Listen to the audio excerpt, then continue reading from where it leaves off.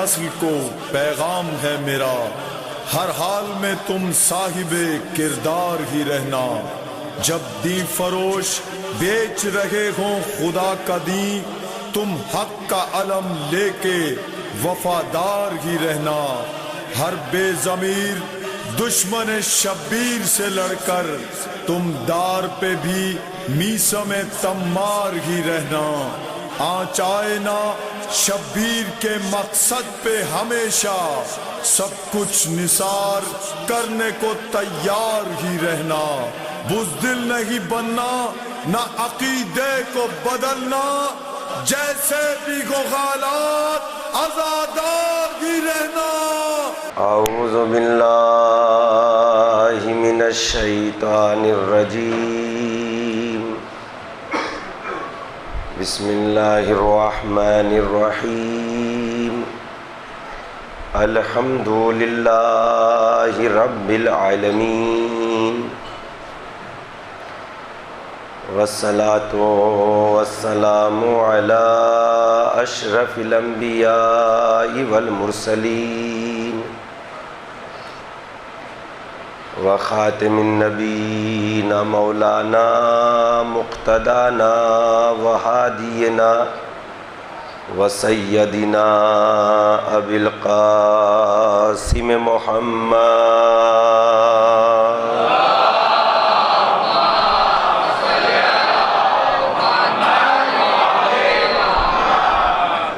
अहले बैतिही तय्यबीन ताहिरीन अल मासूमीन अल हुर्रिल मयामीन अल्लज़ीना अज़हबल्लाहु अन्हुमुर रिज्स अहलल बैति व तह्हरहुम तत्हीरा।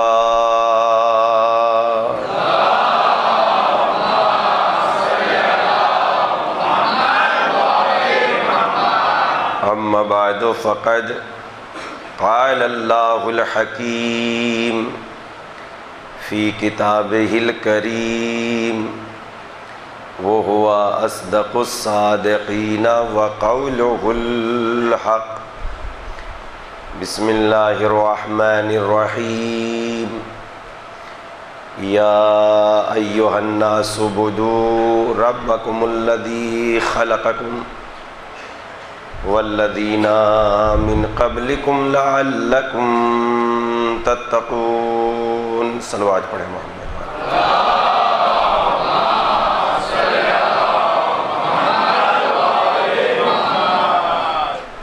आप हज़रात से एक छोटी सी गुजारिश ये है, इतनी जगह खाली है, इसको पुर कर लीजिए, कोई दिक्कत नहीं, आप करीब आ जाइए ताकि पीछे आने वाले लोगों को जगह मिल जाए।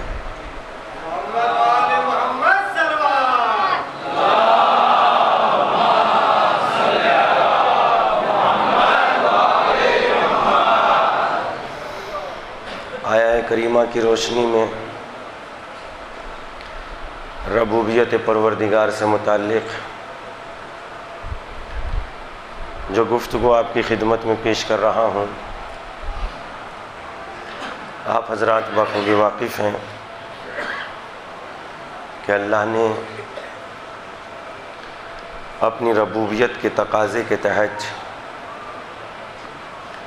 इंसान की हिदायत के लिए अंबिया अलैहिमुस्सलाम को भेजा, आइम्मा के सिलसिले को बरकरार किया। जो सिलसिला कलाम अज़मत इमाम हुसैन अलैहिस्सलाम कुरान मजीद की रोशनी में आपकी खिदमत में अर्ज़ किया गया था, आज भी वही सिलसिला कलाम इमाम हुसैन की शख्सियत कुरान मजीद की रोशनी में क्या है। और किरदार तो वही है जिसकी तस्दीक कुरान मजीद करे, वरना जिसकी तरदीद कुरान मजीद करे वो किरदार नहीं बनता। किरदार वही बनता है जिसकी तस्दीक कुरान करता है। तो हुसैन का हर कदम कुरान मजीद की रोशनी में उठा है। इन बातों को इंशाअल्लाह मैं आज आपकी खिदमत में तफसील के साथ पेश करूँगा, लेकिन सिलसिला कलाम को रब्त देने के लिए कल मैंने आपकी खिदमत में अर्ज़ किया था कि रबूबियत के बड़े तकाज़ों में से एक तकाज़ा है, मालिक ने अपने बंदों को बग़ैर हिदायत के नहीं छोड़ा और मुसलसल परवरदिगार आलम अंबियाए किराम के ज़रिए हिदायत के सिलसिले को भेजता रहा और आखिर में अपने नबी मोहम्मद मुस्तफ़ा सल्लल्लाहु अलैहि वसल्लम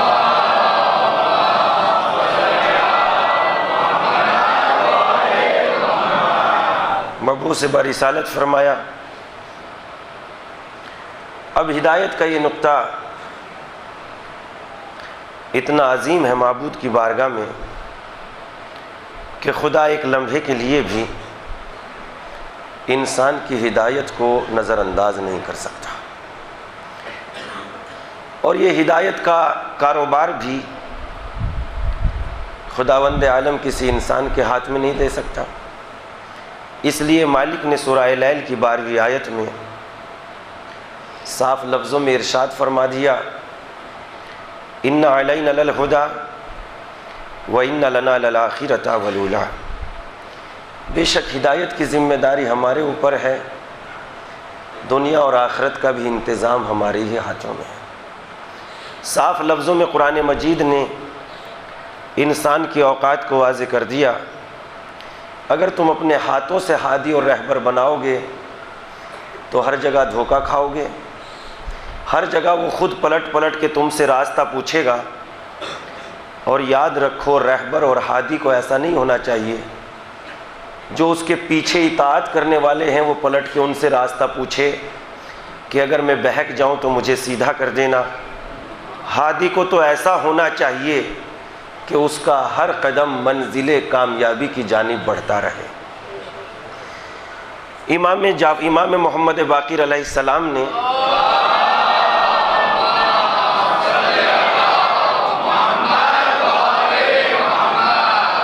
नुक्ता हादी और हिदायत को मद्देनज़र रखते हुए एक अजीम हदीस फरमाई है और उसमें इमाम ने फरमाया, अगर अल्लाह के बनाए हुए हादी और रहबर की पैरवी की जाएगी, अगर इंसान के गुनाह हैं, गुनाहगार है इंसान, तो सच्चे हादी की पैरवी करने से इंसान मंजिल तक पहुंच जाएगा। तवज्जो से सुनिएगा। उसके बाद इमाम दूसरा जुमला फरमाते हैं, लेकिन अगर इंसान नेक रास्ता इख्तियार किए हुए है, नमाज, रोज़ा, हज, खुम्सो, ज़कात, लेकिन सच्चे रहबर की पैरवी नहीं कर रहा है, तो इमाम फरमाते हैं कि ये मंजिल तक कभी नहीं पहुंच सकता। एक तरफ इमाम फरमा रहे हैं कि अगर इंसान के दामने किरदार में गुनाह है और उसने अल्लाह के मुअय्यन किए हुए पैगंबरों, मुअय्यन किए हुए औलिया, मुअय्यन किए हुए आइम्मा की पैरवी की है, तो जन्नत में पहुंच जाएगा। जन्नत उसका मुकद्दर है। और अगर उसने अपनी जिंदगी में तमाम नेक काम अंजाम दिए हों और अल्लाह के बनाए हुए रहबर, अल्लाह के बनाए हुए आइम्मा की उसने पैरवी ना की हो, तो ये नेक आमाल उसे फायदा नहीं पहुंचाएंगे। ये तो हदीस का मतन था। अब इसकी दलील क्या है हमारे पास कि सच्चा रहबर गुनाहगारों को भी मंजिले मकसूद तक ले जाएगा और झूठा रहबर नेक किरदारों को भी अपने आप में जहन्नम के गड्ढे में उतार देगा। इसकी दलील भी होनी चाहिए कि नहीं होनी चाहिए? और दलील हमारे पास इतनी मजबूत होनी चाहिए कि अगर पढ़ा लिखा है, क्वालिफाइड है, उसकी भी समझ में आनी चाहिए, अगर बच्चा है उसकी भी समझ में आनी चाहिए, तालीम नहीं है उसकी भी समझ में आनी चाहिए। एक ऐसी ही दलील मैं आपकी खिदमत में अर्ज करता हूं जो बच्चे से बच्चे और बुजुर्ग से बुजुर्ग के जहन में ये बात वाज़ेह हो जाएगी कि अगर सच्चे रहबर और हादी की पैरवी की जाती है तो वो गुनाह को धुल देता है और मंजिल कमाल पे पहुंचा देता है। दलील क्या है? दलील ये है, एक बस का तस्वुर कीजिए, बस जिसमें सवारी बैठी थी, बिल्कुल एकदम छकड़ा बस है, पुराने जमाने की बस है, टूटी फूटी हुई बस है, उसमें नारंगी के छिलके वगैरह भी पड़े हुए हैं, मूंगफली के दाने वगैरह भी पड़े हुए हैं। जो सवारी उसमें बैठी हुई है उसके लिबास भी अपने आप में फटे पुराने हैं। 2-4 लोग ऐसे हैं जिनके लिबास अच्छे हैं, बाकी फटे पुराने किस्म का लिबास पहने हुए वो लोग उसके बस में बैठे हुए हैं। बस भी अपने आप में टूटी फूटी सी है, टायर पे भी, स्टपनी पे भी वगैरह पे रबड़ चढ़ी हुई है, न्यू टायर नहीं है। लेकिन जो उस बस का ड्राइवर है उसकी आंखें भी सालिम हैं, उसके हाथ भी सलामत हैं, उसके पैर भी सलामत हैं। तो इसमें जो ये अपने आप में गंदे फटे पुराने लिबास में बैठे हुए इंसान हैं और जो नए लिबास में बैठे हुए इंसान हैं, हर देखने वाला ये कह देगा कि इस बात से कोई फर्क नहीं पड़ता कि लिबास नया हो या पुराना, इसलिए कि बस मंजिल मकसूद पर नहीं पहुंचाती, ड्राइवर मंजिल मकसूद पर पहुंचाता है। बस का चलाने वाला ड्राइवर साफ सुथरा है, इसलिए इनका मुकद्दर है कि ये मंजिल मकसूद पर पहुंच जाएंगे। ठीक है। दूसरी एक ऐसी बस का तस्वुर कीजिए जो बिल्कुल न्यू है, एकदम अभी कंपनी से निकल के आई है। बैठने वाले मुसाफिर भी बेहतरीन लिबास रखते हैं, बस में कचरा नाम की कोई चीज मौजूद नहीं है। लेकिन जो बस को चलाने वाला ड्राइवर है उसकी आंखें कमजोर हैं, तो हर देखने वाला ये कहेगा इन मुसाफिरों का मुकद्दर मौत है। मैं मालूम करूं क्यों? वो तो नई बस में बैठे हुए हैं, कहा बस मंजिले कमाल पर नहीं पहुंचाती, ड्राइवर मंजिले कमाल पर पहुंचाता है। बस का ड्राइवर की आंखें कमजोर हैं, इसलिए इनका मुकद्दर मौत है। लिहाजा पता चला जिस बस का ड्राइवर सही सालिम था उसके फटे पुराने लोगों को भी मंजिले कमाल तक ले गया। बस यहीं से कहना पड़ता है, नादानो रास्ता नहीं बचाया करता, राहबर बचाया करता है।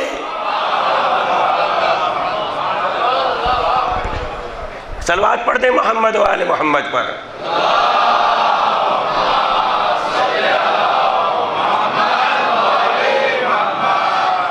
रास्ता नहीं बचाता, राहबर बचाता है। कुरान मजीद की रोशनी में दूसरी दलील पेश करता हूं। एक का राहबर है गुनाहगार गुमराह और एक का रहबर है हिदायत याफ्ता अल्लाह की जानिब से नबी। उसके भी लश्करी में गुनाहगार है, नबी के लश्करियों में नबी के साथ गुनाहगार मौजूद है, और फिरौन के लश्करी में फिरौन के साथ नेक किरदार मौजूद है। अल्लाह के हुक्म से जनाबे मूसा ने दरियाए नील पर एक असा मार दिया, रास्ता बन गया। जनाबे मूसा के साथ गुजरने वाले तमाम नेक नहीं हैं, उसमें बदकिरदार भी मौजूद हैं। लेकिन चूंकि रास्ता पर लेके चलने वाला सच्चा है, सच्चे रहबर की सच्चाई गुनाहगारों को पार उतार ले गई। उसके बाद उसी रास्ते से गुजरने वाला फिरौन है। फिरौन के साथ नेक किरदार भी मौजूद हैं, अच्छे लोग भी मौजूद हैं, लेकिन फिरौन जो इस नबी के बनाए हुए रास्ते पर आया, ए परवरदिगार तेरे नबी ने रास्ता बनाया था, फिरौन और फिरौन के साथियों को भी बचा लेता, तो मेरा खुदा जवाब देगा तुझे पता नहीं है नबी का बनाया हुआ रास्ता नहीं बचाता, नबी का बनाया हुआ रहबर बचाता है। एक सलवात पढ़ दें मोहम्मद व आले मोहम्मद पर।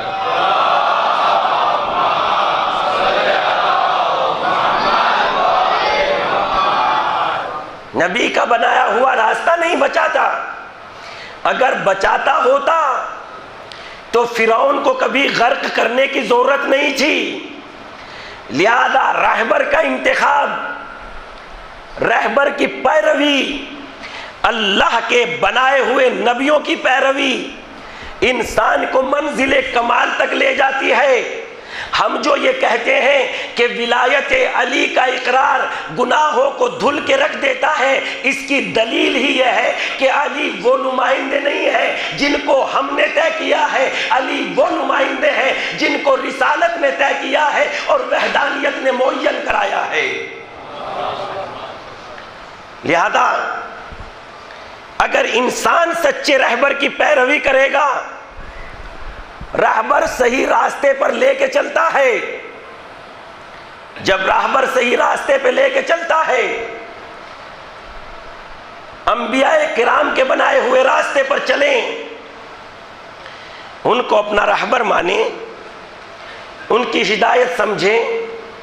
खुदा की कसम, अगर नबी के बताए हुए रास्ते पर खाली हाथ भी चल पड़ोगे तो खुदा नेमतों से दोनों हाथ भर देगा। हमें नबी के बताए हुए रास्ते पर चलना है बस। आज मैं जाफरी स्कूल में गया, निज़ाम देखा, बच्चों की तालीम का तरीका देखा, मुझे दिली खुशी हुई। बनाने वालों और चलाने वालों को दुआ करता हूं कि परवरदिगार आलम इनको ऐसी ही तौफीक अता फरमाए और कौम के बेहतरीन बच्चों को संवारने की मजीद तौफीकात में इजाफा फरमाए।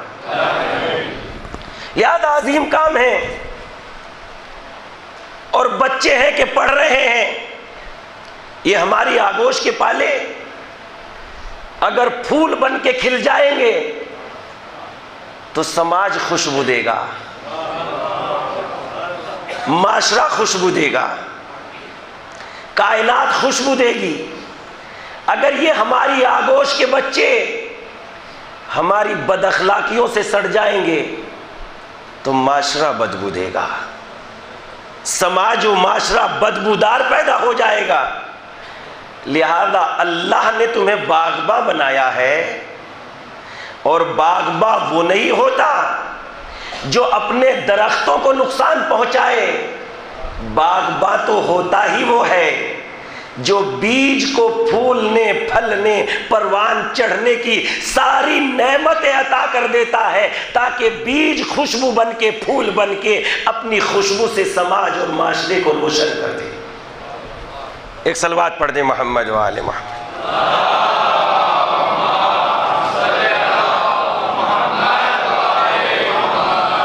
लिहाजा ये बच्चे फूल हैं, ये कल खुशबू देंगे और ये माओं की तरबियत की खबर देंगे। किसी आलिम दीन का जुमला है, घर का माहौल समझना चाहते हो तो बच्चों से बात करो, बच्चे घर की सारी हकीकत बयान कर देंगे। लिहाजा इन फूलों को तराशो ताकि हमारा माशरा खुशबू दे, ताकि शियान अहले बैत अलैहिमुस्सलाम के फूलों की खुशबू जगह जगह इनके जाने के बाद मनव्वर करें और दुनिया को बताए। जब उनकी बताई हुई बात पर अमल करके हम इतने सच्चे और लायक हैं तो हमारे रहबर कितने सच्चे और लायक होंगे। लिहाजा हमें इन पे बहुत ज्यादा तवज्जो देनी चाहिए। वही एक बात ये भी निकली, कुछ नहीं था और स्कूल को शुरू करना था, हाथ खाली थे, दामन खाली था, बिल्कुल दामन खाली, और दिल में ये तमन्ना कि बच्चों को तालीम देनी है। मुझे ये बताइए, जो इस लोग जो काम करने वाले हैं, आप उनसे पूछिए, वो बताते हैं कि हाथ खाली थे, बिल्कुल पैसा नहीं था, मगर दिल में ये इरादा था स्कूल बनाएंगे, बच्चों को तालीम देंगे।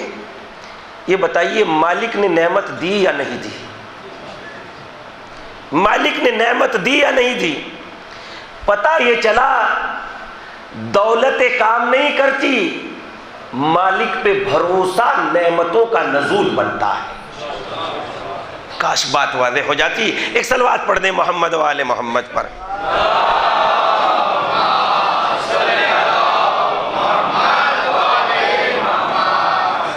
अल्लाह पे भरोसा इंसान के यहां नेमतों का नजूल बनता है। हाथ खाली दामन खाली, इरादा है बस स्कूल बनाएंगे। बना है कि नहीं बना? पैगंबर इस्लाम ने भी अपने वाक़े में एक इतनी अजीम मिसाल पेश की है और अल्लाह के रसूल ने रहती दुनिया के जवानों को एक दर्स दिया है। जवान ध्यान दें, मेरी कौम के नौजवान, मेरी इन बातों को अपने पल्लू में गिरहा बांध ले, काम आएगी। अल्लाह के रसूल एक जगह से गुजर रहे थे, पैगंबर इस्लाम ने अपने लश्करियों को हुक्म दिया, अपने साथियों को हुक्म दिया, यहां हम ठहरेंगे, आराम करके आगे बढ़ेंगे। आराम करने की गर्ज से मुसाफिर तमाम के तमाम उतर गए। अल्लाह के रसूल ने कहा, खाना बनाया जाएगा, लिहाजा उसके लिए ईंधन दरकार है। बहुत तवज्जो से सुनिए, उसके लिए ईंधन दरकार है। और आपने रेत में देखा होगा, अरबिस्तान में रेत ही रेत है, बाकी तो और क्या है। और यहाँ ये बात कहने की ज़्यादा ज़रूरत नहीं है, इसलिए कि यहाँ के अक्सर लोग वो हैं जो उस सिलसिलाए नज़ूल वही यानी मरकज़ वही की इस ज़मीन से वाकिफ़ हैं, ज़मीन को जानते हैं। दूर दूर तक अरबिस्तान में निकल जाते हैं, रेत ही रेत दिखाई देता है। आर्टिफिशियल अगर दरख्त लगाए भी जाते हैं तो वो इतने बड़े से ज़्यादा नहीं होते। उस रेगिस्तान में अल्लाह के रसूल ने कहा, देखो लकड़ियां चुन के लाओ। और रेगिस्तान में दरख्त कहां से आएंगे? लोगों ने कहा, सबों ने कहा, हम जैसे बहानेबाज और बहाना तलाश होंगे। सबों ने कहा, या रसूल अल्लाह यहां लकड़ियां कहां हैं? बहानेबाजी इंसान को कामयाबियों से रोकती है। बहानेबाजियां करके ये ना कहिए कि मैं नहीं कर सकता। इमाम फरमाते हैं, जब तक मुसीबतों में कूदोगे नहीं तब तक मुसीबत बड़ी लगेगी, जब मुसीबत में कूद जाओगे तो मुसीबत छोटी बन जाएगी। नहीं, इतनी छोटी बात नहीं हमने कही। हाँ, एक सलवात पढ़ दीजिए मोहम्मद वाले मोहम्मद।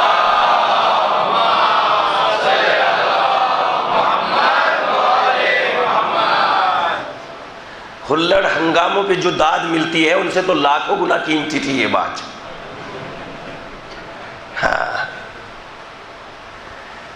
लिहाजा मुश्किल, जब तक मुश्किल में कूदोगे नहीं, सुबह की नमाज को ही ले लीजिए,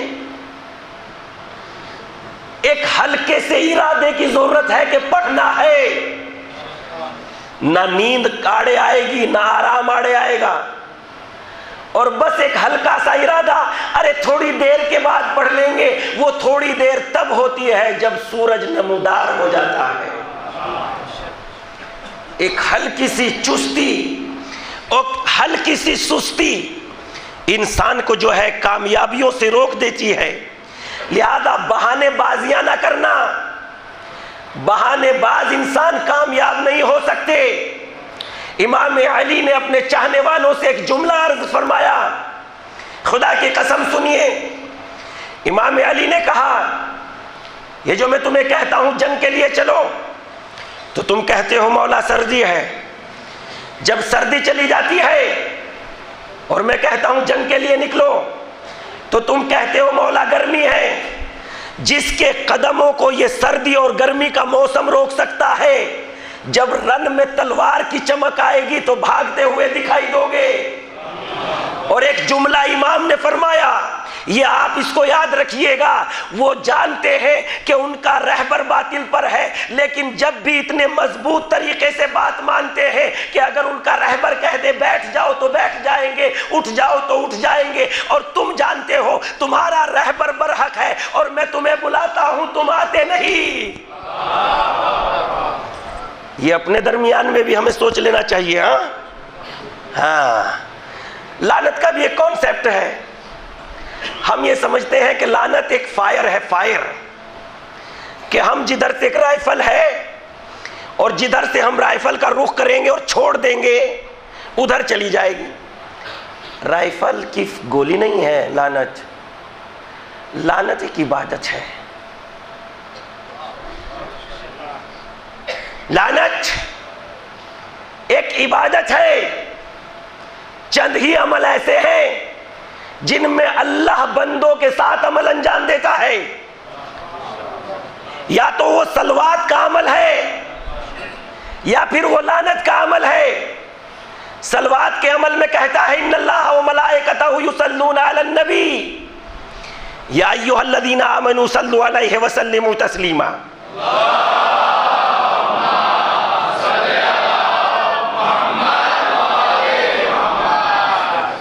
चंद ही अमल ऐसे हैं, ऐ बंदगाने खुदा, मैं खुदा, मैं खुदा, खुदा होने के बावजूद भी मोहम्मद व आले मोहम्मद पर दरूद भेजता हूं। मेरे मलाइका भी दरूद भेजते हैं। तुम भी अल्लाह और उसके मलाइका के साथ मोहम्मद व आले मोहम्मद पर दरूद भेजो।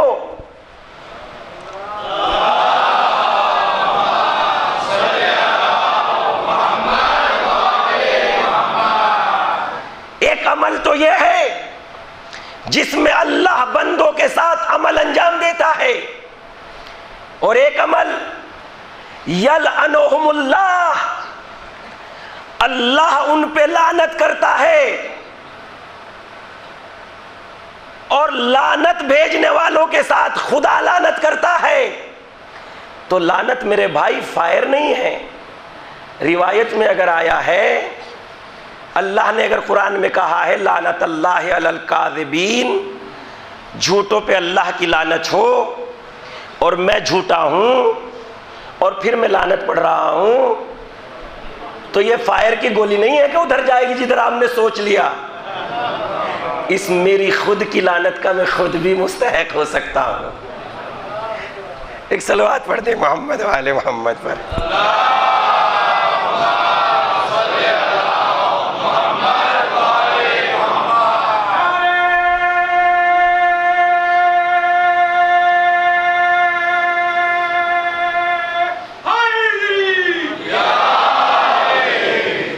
तो समझिए, थोड़ा गौर कीजिए।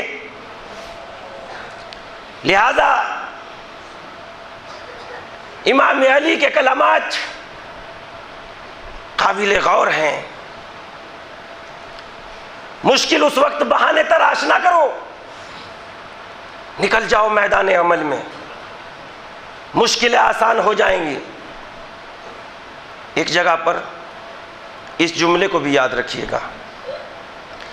नहजुल बलागा में कलेमात क़िसार में ही एक जगह पर इमाम ने फरमाया, और खुदा की कसम अगर इसको अपने दामन में जगह दे लोगे तो जिंदगी का आईना और जिंदगी का नक्शा उतार के रख दिया मौला ने। देखिए मौला फरमाते क्या है, गौर करने की जगह है। इंसान को सबसे बड़ी परेशानी कहाँ होती है और इंसान किसके लिए जीता है? इंसान औलाद के लिए जीता है। जब तक इंसान नौउम्र रहता है तो उसको कुछ ज़्यादा खबर नहीं होती, लेकिन जब इंसान बाप बन जाता है तो इंसान अपनी ख्वाहिशात आरज़ू को मुर्दा कर लेता है और औलाद को देख देख के जीने लगता है। खुदा की कसम सलाम करता हूं मौला के इस जुमले को। इमाम ने अजब सा जुमला फरमाया, इंसान अपनी आखिरत कब खराब करता है? औलाद की मोहब्बत में। बाप चोरी कर सकता है मगर औलाद को भूखा नहीं देख सकता। बाप अपनी आकिबत को खराब कर लेता है मेरे बच्चों औलाद की मोहब्बत में। लिहाजा क्या माँ बाप की पैरवी और इताअत करना ज़रूरी नहीं है? माएँ जाग जाग के लोरिया सुना के कितना जिगर, खून का जिगर पीने के बाद हमें परवान चढ़ाती है। इसका अंदाज़ा उस वक्त होता है जब इंसान खुद बाप बन जाता है या बेटी माँ बन जाती है। इसीलिए इमाम जाफ़र सादिक़ अलैहिस्सलाम ने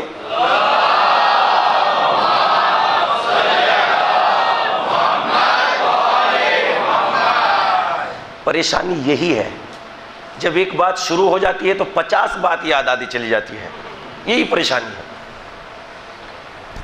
लिहाजा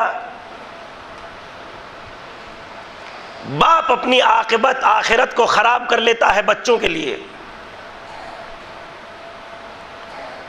इमाम जाफ़र सादिक़ की खिदमत में एक शख्स आया, खुदा की कसम बड़ी अजीम बात है।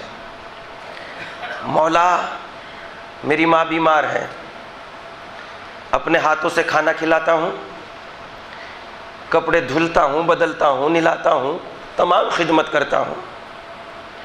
मौला क्या माँ का हक अदा हो सका? इमाम ने फरमाया नहीं। दलील जो इमाम ने पेश की है वो इतनी अजीम दलील दी है कि अभी तुम्हारे जहन में ये तसव्वुर चल रहा है कि माँ ज़ईफ़ हो गई, माँ कमज़ोर हो गई, परवरदिगारा इसकी ज़हमतों को तमाम कर दे, परवरदिगारा इसे अपनी बारगाह में बुला ले इसलिए कि माँ कमज़ोर हो गई है। लेकिन ज़रा माँ के दिल से पूछो, जब तुम कभी बचपन में बीमार भी अगर हुए होंगे तो माँ ने कभी दिल में ये तमन्ना ना की होगी कि मेरे बच्चे को मौत आ जाए। बस तुम में और माँ में इतना ही फ़र्क है कि जब वो कमज़ोर हो जाती है तो तुम्हारे दिल में मौत की तमन्ना पैदा होती है और माँ बच्चे को हमेशा ज़िंदगी की दुआएं देती है। कितना बड़ा फ़र्क है। लिहाजा इंसान औलाद के लिए आकिबत खराब कर लेता है। मगर इमाम ने एक अजब सा जुमला फरमाया। इमाम ने कहा, तुम्हें अपनी औलाद के लिए परेशानियां लाहक है, चाहते हो मेरी औलाद अच्छे से ज़िंदगी गुजारें, हर आदमी चाहता है। तो इमाम ने एक नुस्खा बताया और इमाम ने ये नुस्खा बताया, देखो औलाद के लिए ज़्यादा परेशान होने की ज़रूरत नहीं है। अगर वो अक्लमंद हैं तो दुनिया में अपनी जगह खुद बना लेंगे, और अगर वो बेवकूफ़ हैं तो तुम्हारा कमाया हुआ भी गंवा के रख देंगे। हमने ऐसे बहुत से लोगों को देखा, माँ बाप ने बड़ा जमा करके रखा, औलाद ने गंवा दिया। और ऐसे भी बहुत से लोगों को देखा, माँ बाप ने फ़कीराना ज़िंदगी गुजारी और औलाद ने बना के रख दिया। यानी इमाम ने फरमाया तुम्हें फ़िक्र करने की ज़रूरत नहीं है। अगर अक्लमंद निकल गए तो अपनी जगह खुद बना लेंगे, और अगर बेवकूफ़ निकल गए तो तुम्हारा कमाया हुआ भी गंवा के रख देंगे। एक सलवात पढ़ दे मोहम्मद व आले मोहम्मद पर।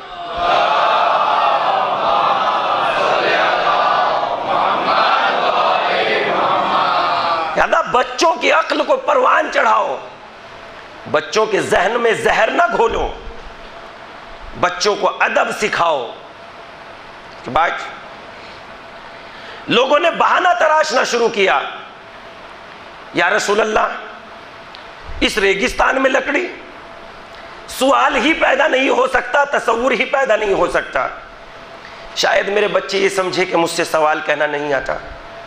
मुझसे सवाल कहना आता है, मगर लफ्ज सवाल ही है, लिहाजा सवाल ही पैदा नहीं होता कि यहां से लकड़ियां जमा हो जाएं। आपने ये रेत की खासियत देखी होगी कि रेत में एक चमकीली सी चीज और एक छोटा सा तिनका जरूर होता है। पैगंबर इस्लाम ने उस छोटे से तिनके को, उस रेजे को उठाया और उठाने के बाद लोगों के सामने पेश किया। इस तिनके को देख रहे हो? कहा या रसूलुल्लाह देख रहे हैं। का इस मैदान में फैल जाओ और एक एक तिनका जमा करते जाओ, हाथ पे रखते जाओ। ये तमाम असहाबे रसूल उस सेहरा में, उस जंगल में, उस रेत में, रेगिस्तान में फैल गए और ये लकड़ी का छोटा छोटा सा रेजा मिलता जाता था, हाथ पे रखते जाते थे। जब ये छोटा छोटा सा हाथ में रेजा जमा हो गया तो पूरा हाथ भर गया। जब ये मुट्ठा भर गया तो मुट्ठा भरे हुए ये तमाम लोग पैगंबर इस्लाम की खिदमत में आए। जब पैगंबर इस्लाम की खिदमत में ये आए तो अल्लाह के रसूल ने इनसे कहा, इसको एक जगह डाल दो। इन सबों ने उस जेर जर्रे के बराबर तिनके से भरी हुई हाथ को एक जगह जो डालना शुरू किया तो ये अपने आप में एक बड़ा ढेर बन गया। और जब बड़ा ढेर बन गया तो अल्लाह के रसूल ने कहा, रेजे रेजे से कितनी बड़ी तादाद होती है तुम्हें खबर नहीं है? ये वही रेजा रेजा हो के ढेर बन गया जिसका तुम इनकार कर रहे थे। यानी जर्रे जर्रे से इंसान बहुत बड़ी ताकत हासिल कर सकता है। यहाँ शायद रसूल अल्लाह ने इस जुमले में हमें ये हकीकत की तरफ मुतवज्जे किया हो कि तुम जीरो को जीरो ना समझना, बल्कि काम को जीरो से शुरू करना। इसलिए कि जब काम शुरू हो जाएगा तो जीरो में इतनी ताकत होती है, एक के सामने आएगी तो 10 बना देगी, 10 के सामने आएगी तो 100 बना देगी, 100 के सामने आएगी तो 1000 बना देगी। तुम्हारा काम 1000 बनाना नहीं है, तुम्हारा काम शुरू कर देना है। 1000 और लाखत तो खुदा बना देगा, तुम तो काम शुरू कर दो।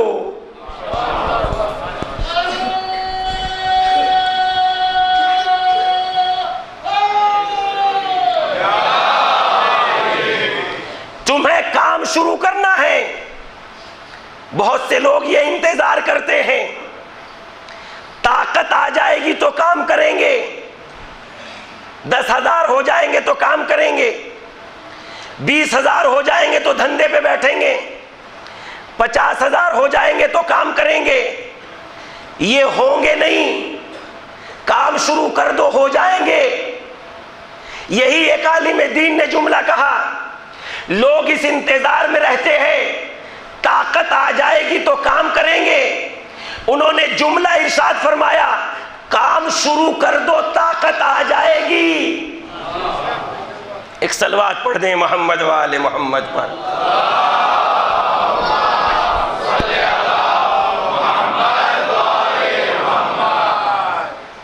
काम शुरू कर दो ताकत आ जाएगी। अगर इस इंतजार में बैठे रहते, लाख आएंगे तो स्कूल बनाएंगे, ना वो काम शुरू हो गया तो इंटर तक गया, इंटर तक जाने के बाद आज अल्लाह ने इतने हौसले बुलंद कर दिए कि डिग्री कॉलेज तक ले जाने की ताकत महसूस कर रहे हैं। गौर किया आपने?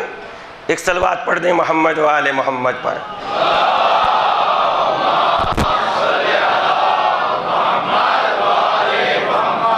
लिहाजा जर्रा जर्रा इंसान को बहुत बड़ी ताकत अता करता है। यहीं पे एक छोटी सी गुजारिश और कर दूं, और वो गुजारिश ये है कि आप सभी जानते हैं मेरा ताल्लुक चैनल विन से है।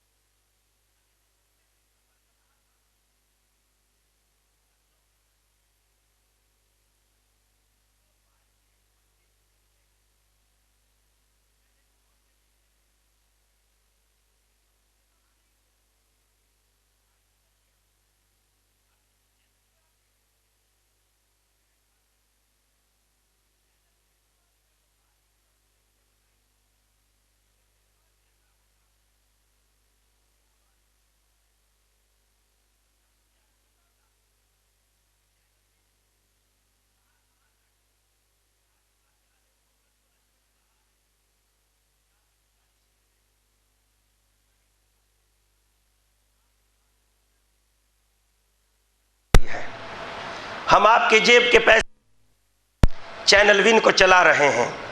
1000 की ज़रूरत नहीं है, 10,000 की ज़रूरत नहीं है। जो आप चैनल विन के तौर पर, मदद के तौर पर अगर 1 रुपया भी देना चाहते हैं तो सर झुका के शुक्रिया के साथ उसको कबूल कर लिया जाएगा, इसलिए कि ज़र्रा ज़र्रा बड़ी ताकत अता कर देता है। तो आपका हमें मदद चाहिए।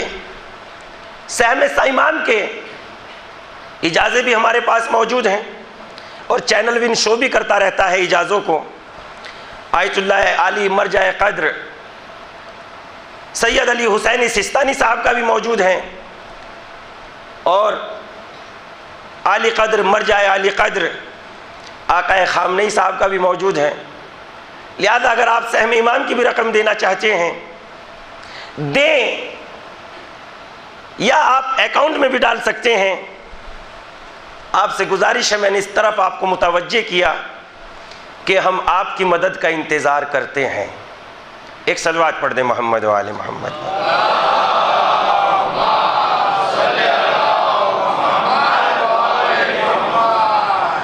लिहाजा जर्रा जर्रा ताकत का इंतजार नहीं करना चाहिए कि ताकत आ जाएगी तो काम करेंगे। काम शुरू कर दो, ताकत आ जाएगी। जब शुरू किया था काम तो दूसरों के केबल पे सीडी ले जाके दिखाया करते थे, फिर धीरे धीरे केबल पे आए। आज अल्हम्दुलिल्लाह खुदा की कसम हम सैटेलाइट पे हैं और सैटेलाइट पर भी हम 3 डिश पर हैं। टाटा स्काई पर भी हैं, वीडियोकॉन पर भी हैं और एयरटेल पे भी हैं। लिहाजा बड़ा काम है, अजीम काम है। तो ये तालीमात आले मोहम्मद को नश्र कर रहा है। आप ज़्यादा से ज़्यादा जितना हो सके मदद कीजिए। तो रहबर का इंतखाब ज़रूरी है कि इंसान अल्लाह के भेजे हुए नबियों को उनकी पैरवी करें, उनकी बात पर अमल करें। और इमाम हुसैन अलैहिस्सलाम अल्लाह के वो रहबर, वो सच्चे हादी हैं जिन्होंने दुनिया को पैगाम इंसान सुनाया। और पैगाम इंसानियत सुनाते हुए इमाम हुसैन ने अपनी ज़िंदगी में वो तमाम काम अंजाम दिए हैं जिनको कुरान मजीद ने हुक्म दिया है। आए में चंद लम्हे इमाम हुसैन की ज़िंदगी कुरान मजीद की रोशनी से, इमाम हुसैन की ज़ात कुरान मजीद की रोशनी में, इमाम हुसैन की रफ्तार व गुफ्तार कुरान मजीद की रोशनी में अर्ज़ करता हूँ। इमाम हसन व हुसैन की ज़िंदगी इमाम अली की शहादत के बाद शुरू होती है, इसलिए इमाम अली के ज़माने में इमाम हसन व हुसैन के हाथों में ज़िमाम उम्मत नहीं थी। इमाम अली ज़िमाम उम्मत के ज़िम्मेदार थे। इमाम अली की शहादत के बाद ज़िमाम उम्मत इमाम हसन के हाथों में आती है और हालात इतने गुफ्ता हो जाते हैं, इतने बेकार हो जाते हैं कि अपने और परायों पर भरोसा नहीं किया जाता और कोई भी एक ऐसा नहीं रह जाता जिस पे भरोसा किया जा सके। एक मर्तबा इमाम के सामने ये एक बात आई, जंग कीजिए या सुलह कीजिए। जंग के तो हालात रह ही नहीं गए थे, इसलिए कि हालात इतने ख़राब हो गए थे। जो अपनी हिमायत में तलवार निकाले हुए थे वही दूसरों के सिक्के की झनकार में बिक चुके थे। जब हमारी बात आती थी तो नाम मौला का लेते थे और जब तलवार चलती थी तो मौला के खिलाफ उठती थी। इमाम हसन की जो पैर पे जख्म आया है वो किसी गैर के हाथों नहीं आया, अपने ही दरमियान में एक बिके हुए मुनाफिक के हाथों इमाम के पैर पे जख्म आया है। तारीख को आप पढ़ें, इमाम के सामने सुलह की पेशकश की गई। इमाम हसन क्या करें, क्या सुलह कर लें या जंग करें? इमाम हुसैन जहाँ इमाम हसन न सुलह करेंगे न जंग करेंगे। इमाम हसन कुरान की तरफ देखेंगे, कुरान मजीद क्या हुक्म देता है। कुरान मजीद ने, इमाम हसन ने कुरान मजीद की तरफ देखा कुरान मजीद ने आवाज़ दी अस्सुल्हु खैरुन, सुलह बेहतरीन अमल है। कुरान मजीद ने जब ये आवाज़ दी, इमाम हसन ने सुलह पर आमादगी का इजहार कर दिया। और जब सराय शराइत सुलह तैयार हुए और वो सारा शराइत नामा तैयार किया गया, उसके बाद जब तहरीर हो गए शराइत, तो हाकिम शाम मिंबर पर आया। मिंबर पर आने के बाद उसने शराइत नामे सुलह नामे को फाड़ दिया और फाड़ने के बाद कदमों के नीचे रौंदा और मिंबर से एक मर्तबा ऐलान किया, मेरा मकसूद निगाह हुकूमत थी, मुझे हुकूमत मिल गई है, मेरा इन शराइत से कोई ताल्लुक नहीं है, लिहाजा इस शराइत नामे की अहमियत मेरी निगाह में कुछ नहीं है। इमाम हसन क्या करें, क्या जवाब दें या खामोश बैठे रहें? इमाम हसन कुछ नहीं करेंगे, कुरान मजीद की तरफ देखेंगे। कुरान मजीद जो हुक्म देगा इमाम हसन उस पर अमल करेंगे। इमाम हसन ने कुरान की तरफ देखा, कुरान मजीद ने आवाज़ दी, कुरान मजीद ने आवाज़ दी ऊफू बिल उकूद, देखो जो वादा कर चुके हो वादे पर वफा करना साहिबान ईमान की दलील होती है, और जो वादा वफा नहीं करता बेईमानी की दलील होती है। तुम वादा वफा करो, वो बेईमाना कर रहा है तो वो अपना जिम्मेदार होगा, तुम तो वादा वफा करते चले जाओ। इमाम हसन ने वादा वफा करके बता दिया, हम कुरान मजीद को सीनों में जगह देते हैं, जबानों पे जगह नहीं देते।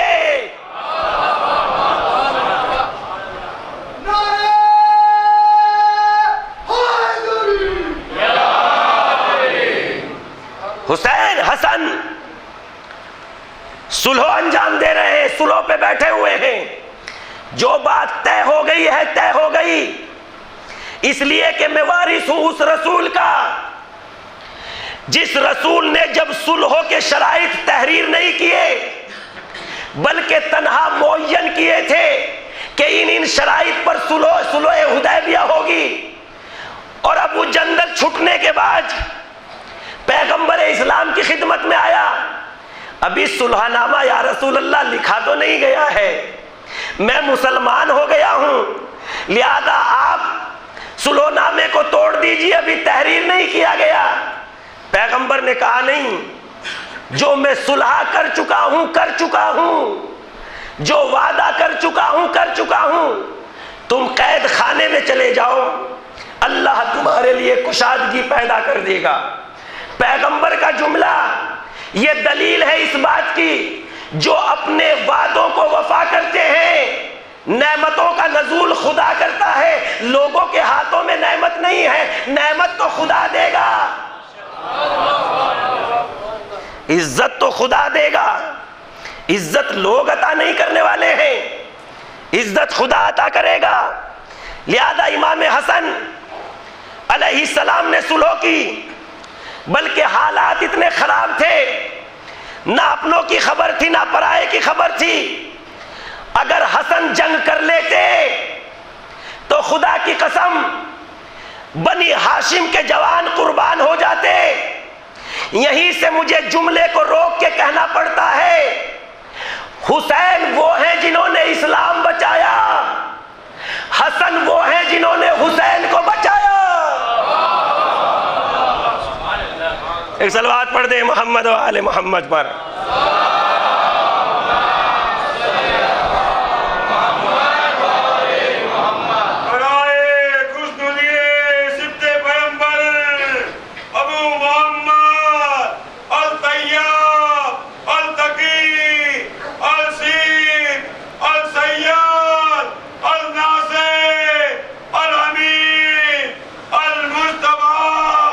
सरदार जवानाने जन्नत और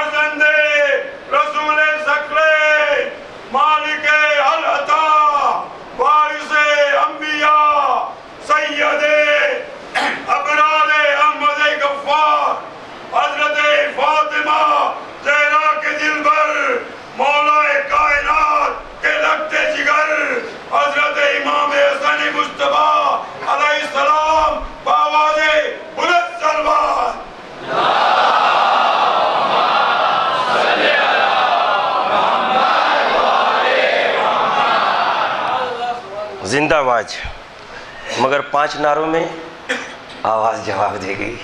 तो 5 मजलिसों में तो बैठनी चाहिए थी ना भाई, है कि नहीं? मगर खुल गई अल्हम्दुलिल्लाह। यादा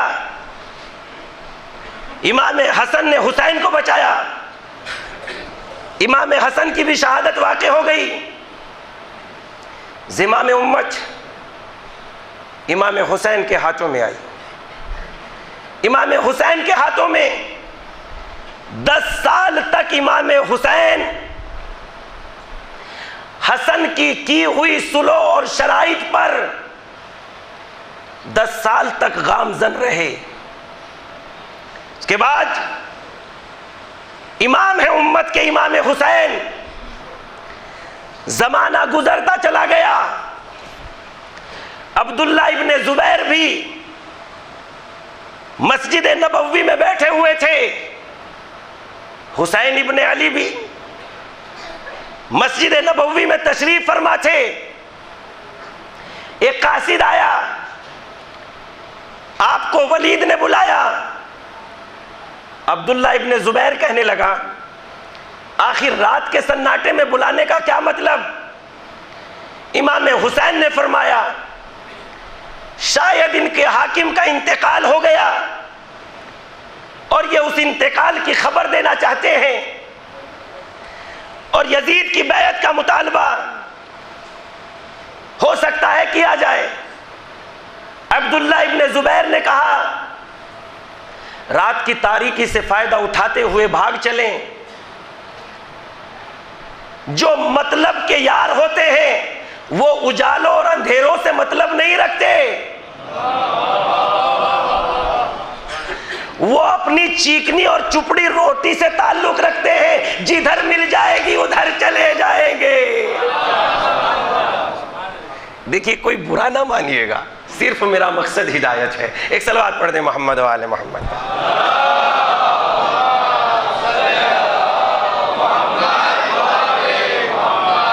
अभी हाल ही की बात है, एक आलिम दीन मजलिस खिताब कर रहे थे। उनके कहने का मकसद ये था कि बुलंद परवाज फिक्रों के हाथों में कौम की बागडोर होनी चाहिए, और अगर तंग पस्त फिक्रों के हाथों में कौम की बागडोर होगी तो वो अपने आप में पस्त की जानिब जाएगी। और उन्होंने एक लफ्ज़ ये इस्तेमाल कर दिया कि अगर कौम का सरपरस्त या सदर टायर पंचर वाला हो तो वो कौम क्या करेगी। इत्तेफाक से वहाँ ऐसा ही था और झगड़ा हो गया। एक सलवात पढ़ दे मोहम्मद वाले मोहम्मद पर।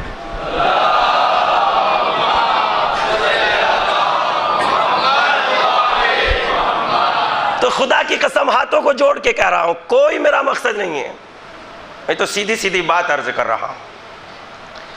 लिहाजा इन्होंने अंधेरों से फायदा उठाया और अब्दुल्ला इब्ने जुबैर फरार हो गया।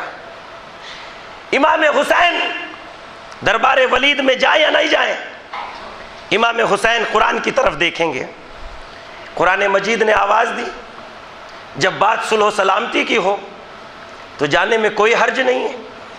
इमाम हुसैन ने कहा, अभी तो बात सुलह सलामती की है, अभी जाने में कोई हर्ज नहीं है। लिहाजा दर दौलत पर आए और दर दौलत पे आके जाने की तैयारी की। बहन ने मालूम किया किधर जाने का इरादा रखते हैं। इमाम ने फरमाया, वलीद के दरबार में जा रहा हूँ, शायद हाकिम के इंतकाल की खबर है। इमाम से जनाब ज़ैनब ने कहा, ऐसे ना जाने दूंगी। 18 बनी हाशिम को तैयार किया और इमाम के साथ भेजा।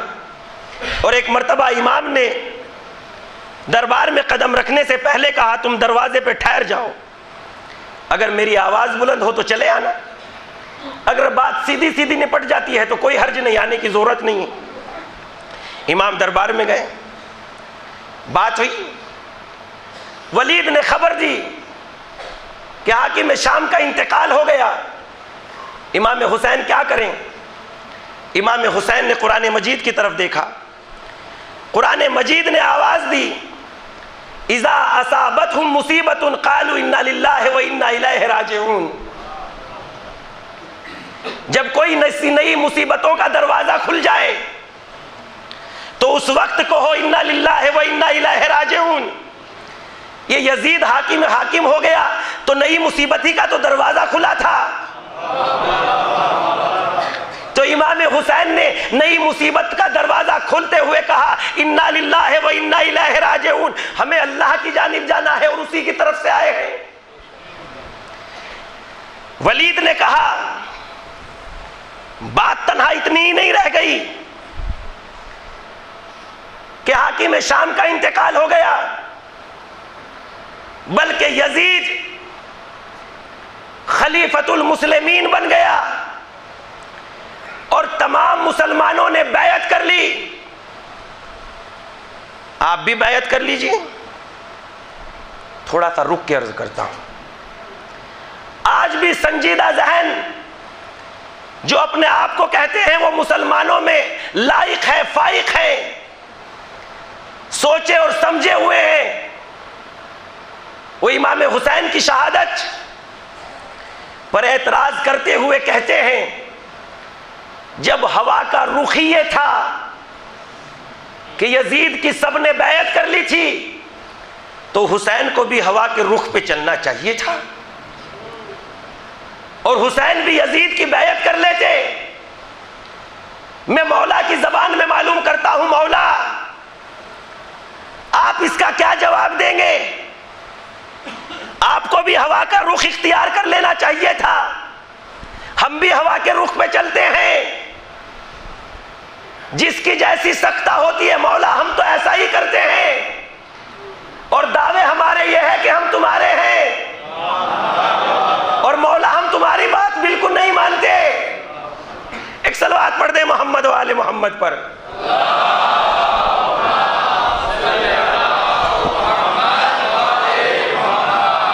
कहा हवा के रुख पे इमाम हुसैन को भी हवा के रुख पे चल लेना चाहिए था, इसलिए कि अक्लमंदी नाम ही है इस बात का जिसकी हुकूमत हो जाए अगर उसकी तरदीद करोगे तो कुचल के रख देगा, लिहाजा उसकी तरदीद करने की जरूरत नहीं है। झूठी चापलूसी के जरिए से फायदा उठाओ और चापलूसी, इस्लाम ने चापलूसी को हराम करार दिया है और यहां तक इस्लाम ने कहा है अगर किसी मालदार की इज्जत उसके माल की बुनियाद पर करोगे तो जायज नहीं है, इंसान की बुनियाद पर इज्जत करो। एक सलवात पढ़ दे मोहम्मद वाले मोहम्मद पर।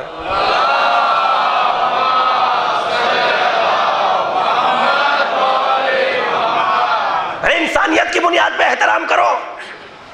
इंसान है, अशरफुल मखलूकात है, मौला आप इस एतराज का क्या जवाब दोगे? तो मौला जवाब देंगे। पहले मिसाल अर्ज करता हूं, मौला ने यह जवाब दिया है, इमाम हुसैन की हदीस है जो सुनाऊंगा, पहले मिसाल सुन लीजिए। आपके घर सलामत रहे, खुदा करे मेरे घर में आग लग जाए और मैं आपके दरमियान में बैठा रहूं, आप कोई मेरे घर की आग बुझाने की कोशिश ना करे, तो क्या मैं ये कह दूंगा जब कोई मेरे घर की आग बुझाने की जरूरत कोशिश नहीं कर रहा है तो मुझे ही उठने की क्या जरूरत है?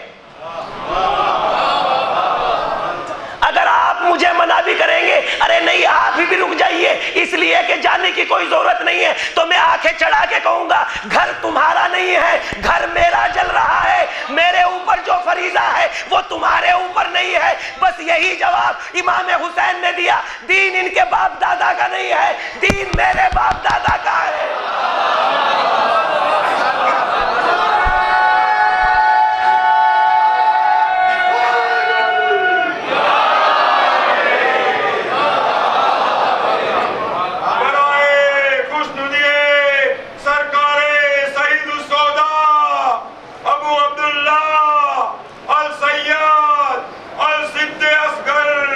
सईद अकबर सैयद सौदा फर्जंदे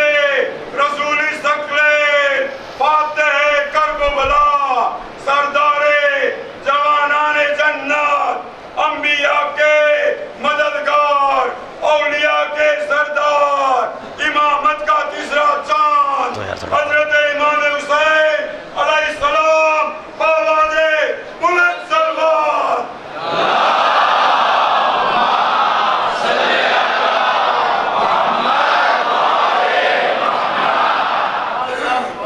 दीन इनके बाप दादा का नहीं है, दीन मेरे नाना का है, मेरे बाप का है। जो जिम्मेदारी मुझ पर आयद होती है वो उम्मत पे वो जिम्मेदारी नहीं है। वारिसे दीन इनमें से कोई भी नहीं है, वारिसे रिसालत और इमामत मैं हूं। लिहाजा दीन को बचाना मेरा फरीजा है। मैं इसलिए उठ रहा हूं, इसलिए इनकार बैयत कर रहा हूं। कहा मसला सिर्फ ये नहीं रह गया कि हाकिम शाम का इंतकाल हो गया, मसला तो इससे बढ़ के यह है कि यजीद की बैयत का मुतालबा है कि यजीद की बैयत करें। इमाम हुसैन ने इनकार बैयत नहीं किया। इमाम हुसैन ने यह नहीं कहा मैं अभी ये कहता हूं कि यजीद की बैयत नहीं करूंगा। इमाम हुसैन ने यह कहा तन्हाई में मुझसे बैयत का मुतालबा करना अक्लमंदी की दलील नहीं है।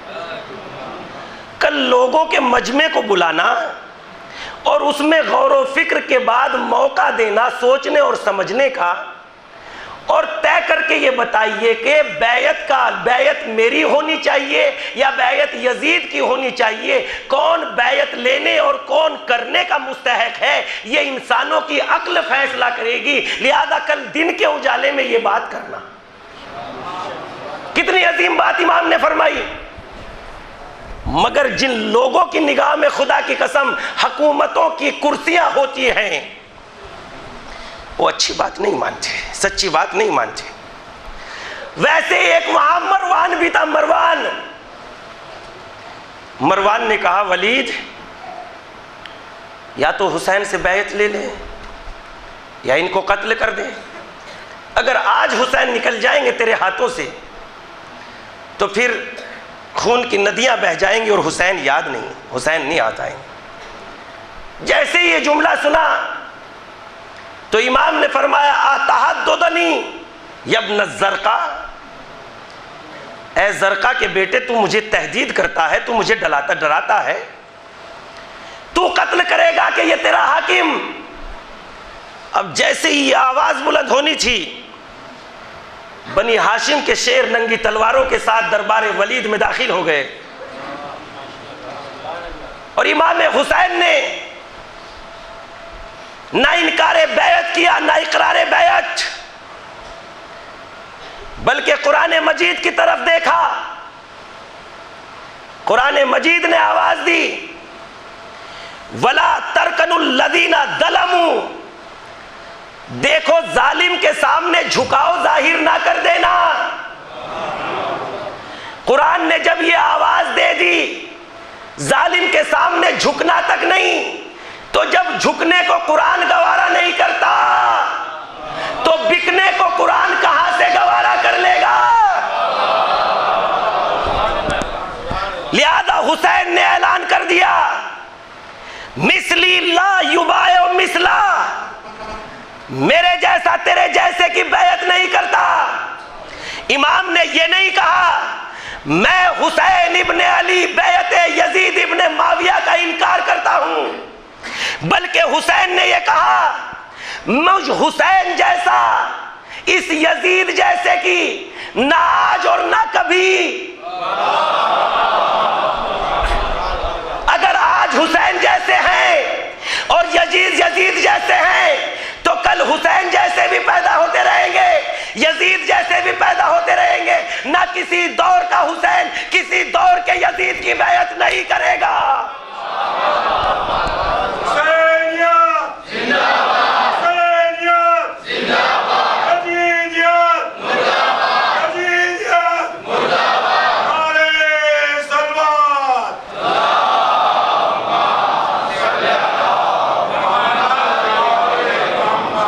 यकीन नहीं आता तो निगाहें डाल के देख ले।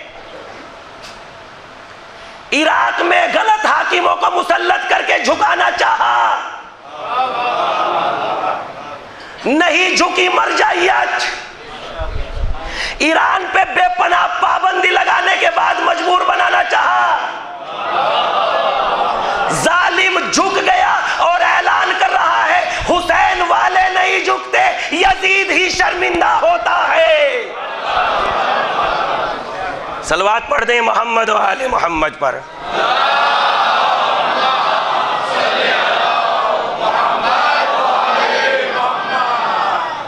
टाइम होता तो इस सिलसिले में बात करता, लेकिन आज टाइम भी नहीं देखूंगा क्योंकि मुझे बहुत बातें आज अर्ज करनी है। टाइम देख लूंगा तो एतराज़ हो जाएगा कि जब आपने टाइम देख लिया था तो ज़्यादा टाइम लेने की क्या ज़रूरत थी। तो कम से कम मेरे पास एक बहाना तो रहेगा, मैंने टाइम देखा ही नहीं, मुझे पता ही नहीं चला, है कि नहीं? हाँ, होशियार हम भी बहुत हैं, हाँ? बेवकूफ़ हम बिल्कुल नहीं हैं, मगर नज़रअंदाज करने का बहुत मादा है। ठीक,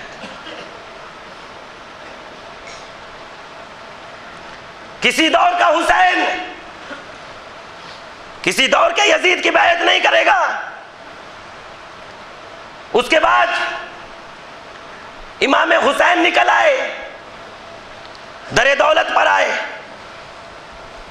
जनाब ज़ैनब को सारी रूदात बताई और एक मर्तबा इमाम हुसैन अब क्या करें, मदीने में रह जाएं कि मदीना छोड़ दें। न हुसैन मदीने में रहेंगे, न हुसैन मदीने को छोड़ेंगे, बल्कि हुसैन कुरान की तरफ देखेंगे। कुरान मजीद ने आवाज दी, मैं यखरुज मिन बैतिही मुहाजिरन इलल्लाह, जो अपने घरों से निकल जाते हैं अल्लाह की जानिब हिजरत करते हुए, फकद वका अजरुहु अल्लाह, अगर रास्ते में वो मर भी जाए तो उनका अजर उनके परवरदिगार पर है। हुसैन ने जान लिया मुझे हुक्म खुदाबंदी के तहत मदीने को छोड़ देना चाहिए, जाऊं कहां? कुरान बताएगा कहां जाऊं। हुसैन ने कुरान की तरफ देखा, कुरान मजीद ने आवाज दी, मन दखलहु काना आमिना, जो मेरे घर में दाखिल हो गया अमन और अमान की जगह पर आ गया। हुसैन खतरों की जानिब नहीं जाएंगे, अमन और अमान की जगह पर जाएंगे। मदीने से निकलकर मक्के में चला जाना, यह ऐलान था इस बात का, मैंने कुरान की रोशनी में कदम उठाया। एक सलवात पढ़ दें मोहम्मद व आले मोहम्मद पर।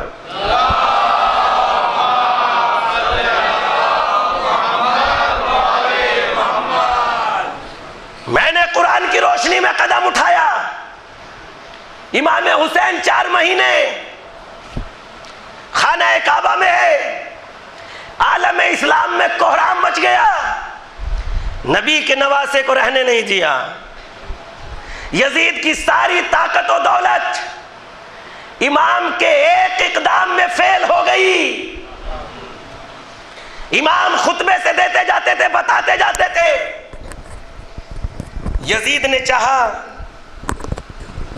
कुरान नातिक की आवाज को खामोश कर दिया जाए,